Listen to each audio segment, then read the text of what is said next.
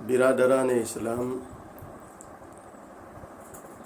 قرآن کریم میں 26ویں پارے میں سورہ فتح رکوع 9، 10، 11، 12 4 رکوع پر یہ سورہ شریفہ مشتمل ہے، جس کے بہت سارے فضائل ہیں، اور اس سورہ شریفہ کے نازل ہونے پر حضور پاک صلی اللہ علیہ وسلم کو بہت زیادہ خوشی ہوئی۔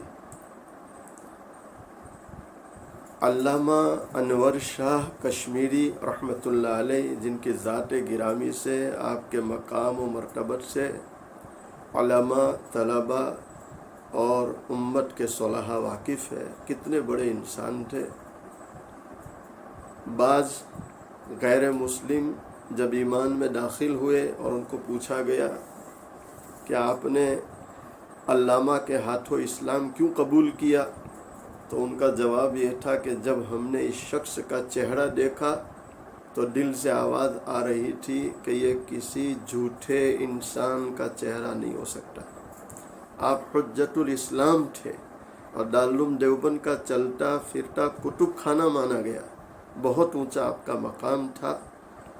آپ نے اپنا ایک عمل لکھا ہے کہ جو سورہ فتح کو رمضان المبارک کا چاند دیکھنے کے بعد 3 مرتبہ پڑھ لے، مغرب کے بعد سے لے کر صبح صادق تک پوری رات میں جب سہولت ہو 3 مرتبہ پڑھ لیا جائے سورہ فتح، تو آپ فرماتے ہیں کہ اللہ تعالیٰ پورا سال اس کو آسان، برکت والی، عزت والی روزی عطا فرمائیں گے۔ اب آپ سوچیں کتنی بڑی فضیلت ہے، اور یہ بزرگوں کا عمل ہے، اللہ والوں کا عمل ہے۔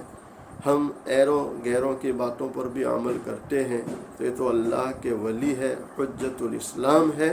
اگر ہم اس پر عمل کریں گے، اللہ تعالیٰ کی ذات سے امید ہے اللہ ہمیں ضرور نفع پہنچائے گا۔ اللہ تعالیٰ ہمیں عافیت کے ساتھ، سہولت کے ساتھ، تندرستی کے ساتھ اور فتنوں سے حفاظت کے ساتھ رمضان کا مبارک مہینہ نصیب فرمائے، اور رمضان کی برکتوں سے، رحمتوں سے اللہ ہم سب کو مالا مال فرمائے۔ وآخر دعوانا ان الحمد للہ رب العالمین۔